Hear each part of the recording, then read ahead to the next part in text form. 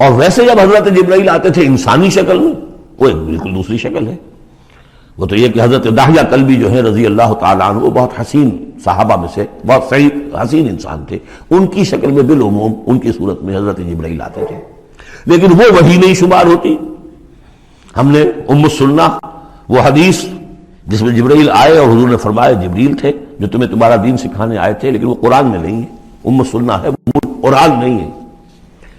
البتہ یہ کہ حضرت جبرائیل کو ان کی اصل ملک کی شکل میں حضور نے اپنی ان آنکھوں سے 2 مرتبہ دیکھا ہے۔ ایک مرتبہ بالکل آغاز میں، جبکہ حضرت جبرائیل جو ہیں ایسے ظاہر ہوئے، حضور اتر رہے تھے غار حرا سے، جبل نور سے، تو آپ کو آواز آئی یا محمد۔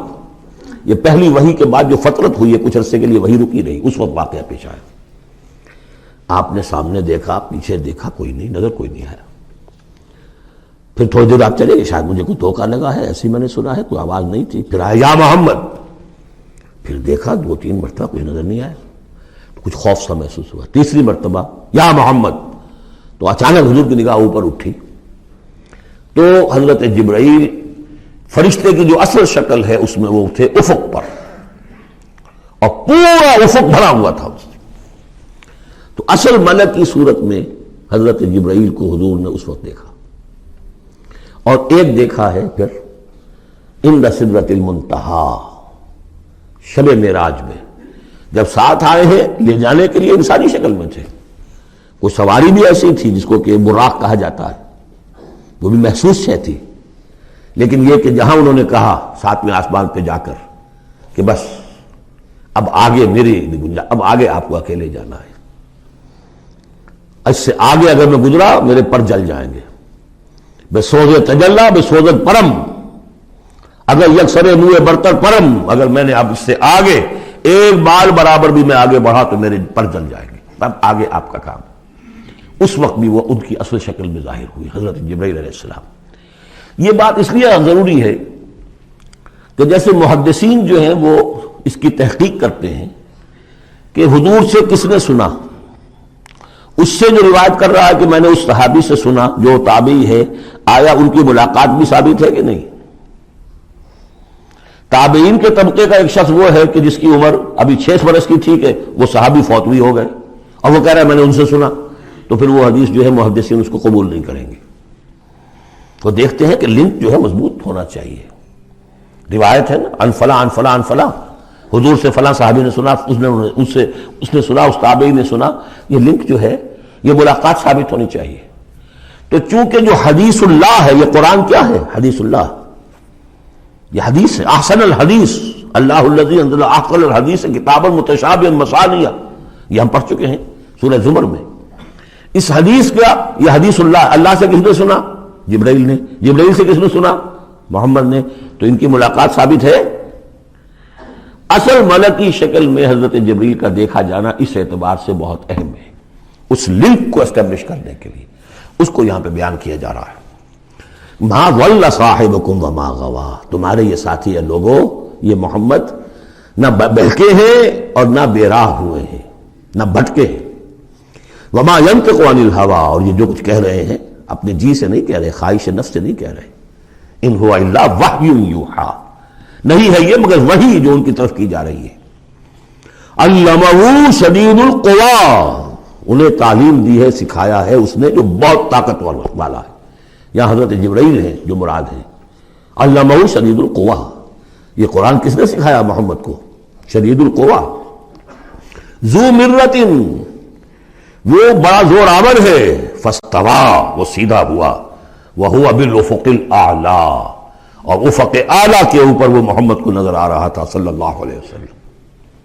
ثم دنا فتدلی، پھر ذرا نیچے کو لٹکا، قریب آیا، فکان قاب قوسین او ادنی، اور پھر وہ اتنے قریب آ گیا کہ جیسے 2 کمانوں کا فاصلہ ہو یا اس سے بھی قریب۔ فاوحی الی عبدہ ما اوحی، پھر اس نے وحی کی اللہ کے بندے کی طرف جو وحی کی۔ وہ وحی کون سی تھی؟ وہ ہے اصل میں وحی رسالت۔ وحی نبوت جو تھی وہ تو شروع میں آ چکی، اس کے بعد یہ فترت ہو گئی تھی، کچھ وقفہ پڑ گیا تھا۔ شروع میں وحی جس سے کہ حضور کی نبوت کا ظہور ہوا ہے، وہ تو ہے اقرا بسم ربک الذی خلق خلق الانسان من علق اقرا وربک الاکرم الذی علم بالقلم علم الانسان ما لم یعلم. لیکن اب یہ سورہ مدثر کی آیات اس وقت نازل ہوئیں. یا ایھا المدثر، جب حضور گھر آ گئے اور پھر آپ نے اپنی اہلیہ سے کہا، خوف زدہ تھے، جو کہ منظر دیکھا تھا ملک کی شکل، فرشتے کی شکل، اب وہ تو حضور ہی نے دیکھا جو دیکھا، ہم تو نہیں سمجھ سکتے کہ آپ نے کیا دیکھا. لیکن یہ کہ اس کے بعد آپ آئے، آپ نے کہا مجھے کمبل اڑا دو، لحاف اڑا دو، لحاف اوڑھ کر آپ لیٹ گئے، تو پھر وہ وہی یا ایھا المدثر قم فانذر وربک فکبر، اے لحاف میں لپٹ کر لیٹنے والے کھڑے ہو جاؤ اور خبردار کرنا شروع کر دو لوگوں کو. اور تمہاری اس دعوت کا نقطۂ آغاز تو انذار ہے، اور اس کا ہدف دنیا میں تکبیر رب ہے. رب کو بڑا کرو، اس کی بڑائی منواؤ، اس کی بڑائی نافذ کرو. اس کا نقشہ کھینچا گیا ہے. علمہ شدید القویٰ ذو مرۃ فاستویٰ وہو بالافق الاعلیٰ ثم دنا فتدلی فکان قاب قوسین او ادنیٰ فاوحیٰ الی عبدہ ما اوحیٰ ما کذب الفؤاد ما رأیٰ.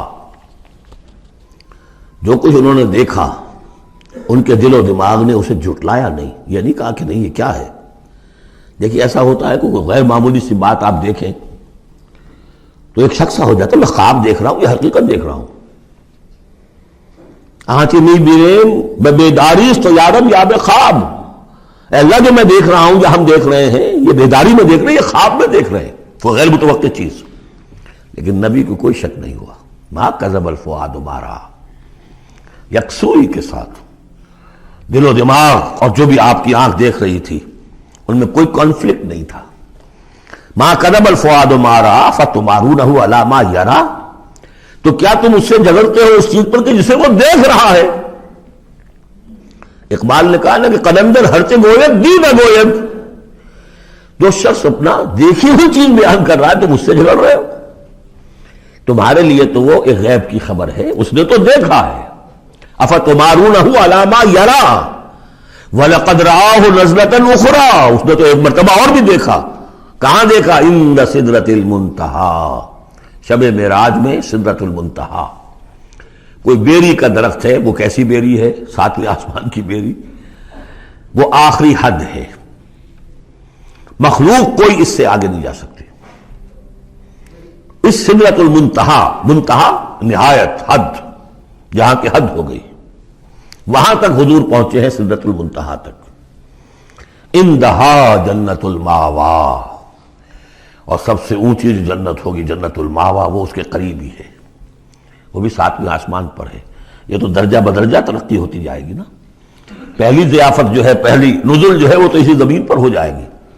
پھر جو ترقی ہوگی اپنے اپنے مدارج، اپنے اپنے مراتب، اپنے اپنے مقامات، اپنے اپنے ایمان کی گہرائی، اپنے اپنے اعمال صالحہ، اپنا اپنا انفاق مال و جان، اس کے حوالے سے درجے ہوں گے. اندہا جنت الماوا اذ یغشی السدرۃ ما یغشی، جبکہ ڈھانپے ہوئے تھا اس بیری کو جو ڈھانپے ہوئے تھا. اب تمہیں کیا بتائیں کیا ڈھانپے ہوئے تھا، تم نہیں سمجھ سکتے. دیکھیے کس طریقے سے اذ یغشی السدرۃ، کوئی انوار الہیہ کا کوئی ایسا نزول ہے وہاں جو زبان سے ادا نہیں ہو سکتا. کوئی الفاظ نہیں ہے کہ جو ان کی تعبیر کر سکے. اس پر انوار الہیہ کا کوئی نزول ہے. اذ یغشی السدرۃ ما یغشی، جبکہ چھایا ہوا تھا اس بیری کے اوپر جو چھایا ہوا تھا، جبکہ ڈھانپا ہوا تھا اس بیری کو جس نے ڈھانکا ہوا تھا. ما زاغ البصر وما طغی، نبی کی آنکھ اس وقت نہ کج ہوئی نہ حد سے بڑھی. یہ دو انتہائیں ہوتی ہیں. ایک تو یہ کہ آپ کسی انٹینس لائٹ کو فیس نہ کر سکے تو نگاہ ہٹائیں گے آپ، یا جھپک لیں گے، فیس نہیں کر سکتے اگر آپ میں ہمت نہیں، استعداد نہیں ہے. نبی کا ظرف اتنا تھا کہ ان انوار الہیہ کا براہ راست مشاہدہ کیا ہے، اور نگاہ آپ کو ادھر ادھر کرنے کی ضرورت پیش نہیں آئی. لیکن طغا ایک حد ادب بھی ہوتا ہے جس سے آگے انسان کو نہیں جانا چاہیے. نگاہ جو ہے اس نے بے ادبی کی روش بھی اختیار نہ کی. علامہ اقبال نے، واقعہ یہ کہ اس آیت کو میں نے سمجھا علامہ اقبال کے ایک شعر سے، اور اکثر و بیشتر لوگ نہیں سمجھ سکے اس آیت کو.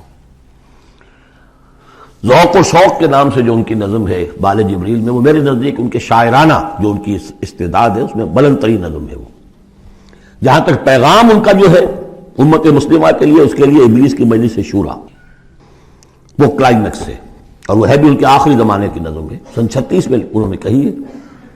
اس کے بعد تو بیماری اتنے رہے ہیں، بہت کم اشعار کہے ہیں، لیکن اس میں ذوق و شوق میں ایک شعر ہے: عین وصال میں مجھے حوصلہ نظر نہ تھا،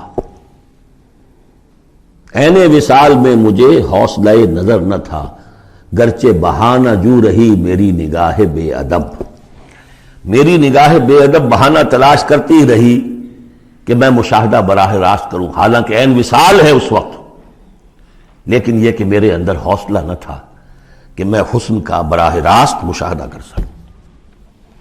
عین وصال میں مجھے حوصلہ نظر نہ تھا، گرچہ بہانہ جو رہی میری نگاہ بے ادب۔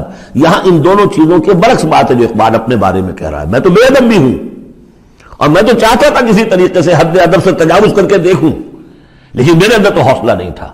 محمد میں وہ حوصلہ تھا، دیکھا ہے، براہ راست دیکھا ہے، نگاہ جما کر دیکھا ہے، لیکن ایک حد سے تجاوز نہیں کیا، حد ادب کے اندر رہے۔ ما زاغ البصر وما طغى لقد رأى من آیات ربہ الکبریٰ، دیکھا انہوں نے اپنے رب کی عظیم ترین آیات کو۔ اب وہاں جا کر جو مشاہدہ ہوا ہے وہ تو اللہ کی عظیم ترین آیات کا ہے، اور اسی سے در حقیقت دلیل ہے ام المومنین حضرت عائشہ صدیقہ رضی اللہ تعالی عنہ اور حضرت عمر رضی اللہ تعالی عنہ کا جو قول ہے۔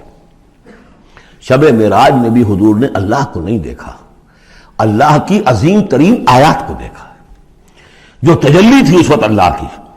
حضرت عائشہ صدیقہ کا کہنا تو یہ ہے کہ نور لا یرا، وہ نور ہے، دیکھے کیسے جا سکتا ہے۔